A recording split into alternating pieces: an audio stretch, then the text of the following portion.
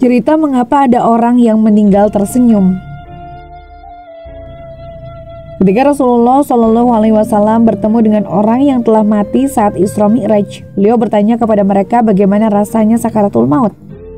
Seperti tebasan pedang di tempat yang sama beratus kali, jawab salah seorang dari mereka. Seperti kambing yang dikuliti hidup-hidup, jawab satu orang lagi.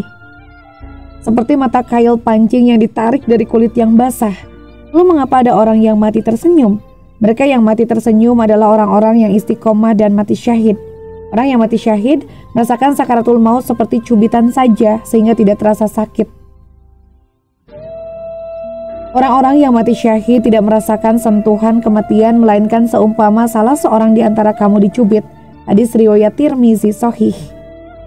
Mereka meninggal dengan tersenyum karena sebelum nyawanya dicabut oleh malaikat maut, mereka didatangi malaikat yang membisikkan agar tidak takut, tidak khawatir dan digembirakan dengan surga.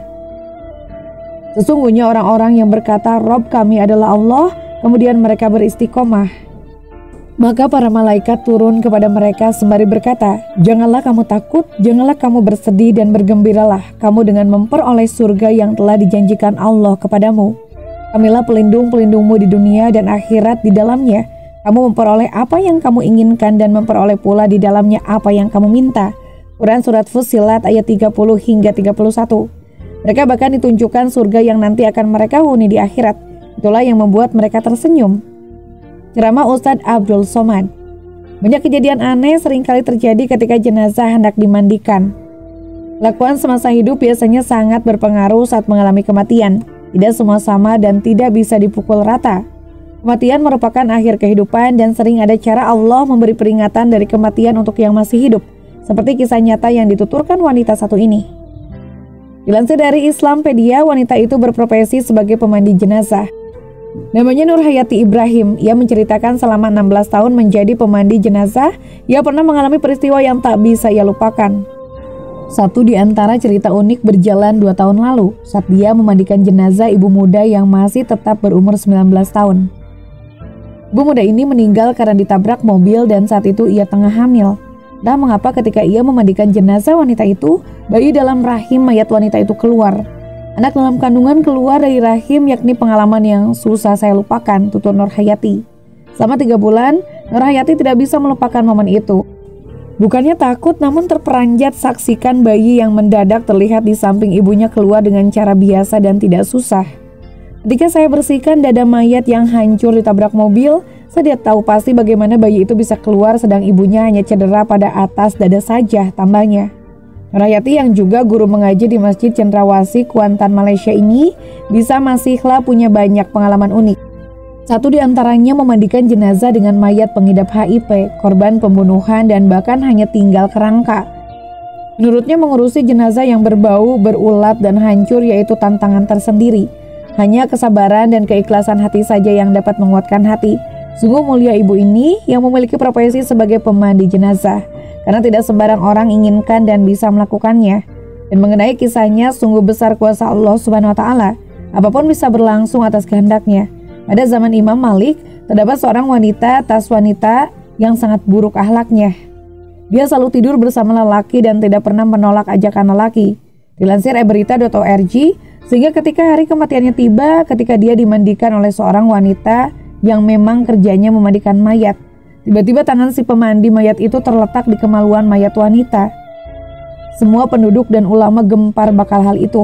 Bagaimana tidak? Tangan si pemandi mayat terletak sehingga semua orang di situ mati akal untuk melepaskan tangannya dari mayat wanita tersebut. Terdapat 2 cara untuk menyelesaikan masalah itu. Pertama, memotong tangan wanita pemandi mayat tersebut, dan kedua, taman kedua-dua wanita itu sekaligus. Akhirnya mereka memutuskan untuk meminta pendapat daripada Imam Malik.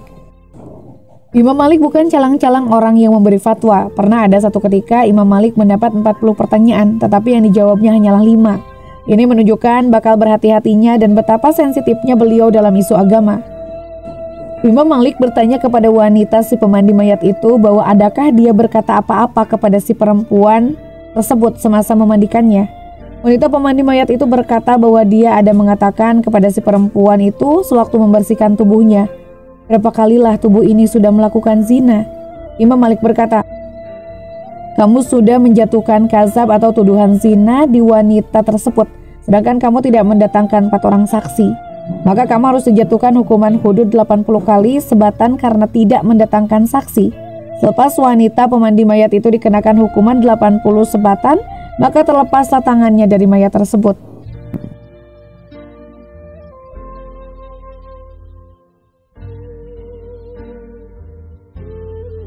Subhanallah, penghafal Al-Quran ini meninggal dalam keadaan tersenyum.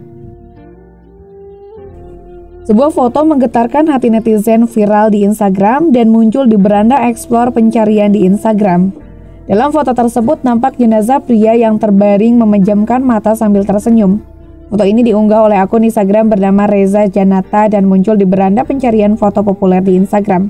Sosok pria ini memang tak banyak dikenal oleh banyak orang. Namun fotonya yang terlihat tenang seperti orang tidur itu menarik perhatian netizen. Tak sedikit netizen yang tertegun saat tahu sosok sebenarnya dari pria asal Kudus yang telah dipanggil Sang Maha Kuasa ini. Berdasarkan keterangan foto yang ditulis oleh Reza Janata, sosok pria tersebut bernama Haris Hilmawan Jundani Al-Hafid. Ia bukanlah seorang pria biasa. Asalnya ia adalah seorang penghafal Al-Quran. Berdasarkan keterangan foto yang ditulis oleh Reza Janata, sosok pria tersebut bernama Haris Hilmawan Junandi Al-Hafid. Berikut ini keterangan foto yang ditulis oleh Reza Janata. Kembalinya jasad seorang hafiz Quran ke hadapannya dengan tersenyum. Innalillahi wa inna ilaihi roji'un. Telah meninggal dunia teman kami Ustadz Haris Hilmawan Jundani Al-Hafid. Jam 11 di Kudus, beliau alumni Mahad Ali Anwami, Jakarta Selatan. Menurut laporan, beliau sakit sama seperti sakitnya almarhum Olga Syahputra atau meningitis. Mohon doanya semoga Allah menerima amalnya dan mengampuni dosanya. Amin. Bunyi caption Reza pada foto yang diunggahnya Selasa 29 Agustus 2017. Mengetahui hal tersebut, netizen ramai-ramai memberikan doa. Senyumnya sangat indah, semoga beliau ditempatkan di tempat yang indah seperti hati dan senyumannya. Amin. Subhanallah, tersenyum. Masya Allah, menghadap Allah dengan wajah tersenyum. Semoga husnul khotimah, surga menantimu. Amin. Subhanallah, seperti tidur. Semoga dalam keadaan baik meninggalnya. Amin. Subhanallah. Amin ya Allah, begitu tampan wajahnya. Semoga Allah telah menyediakan surga Firdaus untuk almarhum. Ada pula yang mengaku kenal dengan sosok penghafal Al-Quran itu. Itu tetanggaku Min, lagi tinggal dek mau jam 11 siang, meninggal tadi jam 11 siang. Mohon doanya, beliau hafiz Quran dan pernah mendapat penghargaan dari Duta Besar Arab Saudi Al-Fatihah, tulis akun bernama Arif. Jundani seangkatan aku pas di Nuaimi dan Jandal kemarin itu. Dia juga yang ngajak aku pertama kali naik gunung dan berkali-kali naik gunung sama dia dulu itu, tulis akun bernama Zain Faton. Telusuri tribunsolo.com, Haris Hilmawan Jundani ini memiliki akun Instagram bernama Al-Jundani. Dan benar, pada 20 Mei 2017 lalu ia mendapatkan penghargaan dari Duta Besar Arab Saudi. Almarhum juga dulunya adalah seorang pendaki dan pencinta gunung. Sebelum meninggal pada 29 Agustus 2017 pukul 11.00 waktu Indonesia Barat, pada 1 Agustus 2017 lalu ia memposting foto terakhirnya di Instagram. Terlihat ia tengah membawa sekarung sampah dari Gunung Merapi.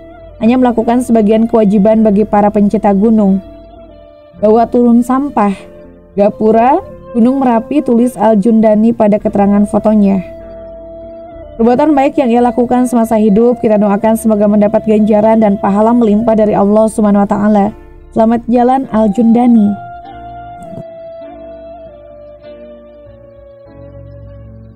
Nah, itulah akhir dari kisah ini. Terima kasih telah menyaksikan video ini di channel Hikmah Kehidupan. Jika kalian menemukan nilai dan inspirasi dalam konten kami, jangan ragu untuk subscribe, like, dan aktifkan notifikasi agar kalian tetap terhubung dengan kami. Bersama-sama mari kita terus mengeksplorasi keindahan kehidupan dan menginspirasi satu sama lain. Sampai jumpa di video berikutnya. Salam bijak dan penuh hikmah. Wassalamualaikum warahmatullahi wabarakatuh.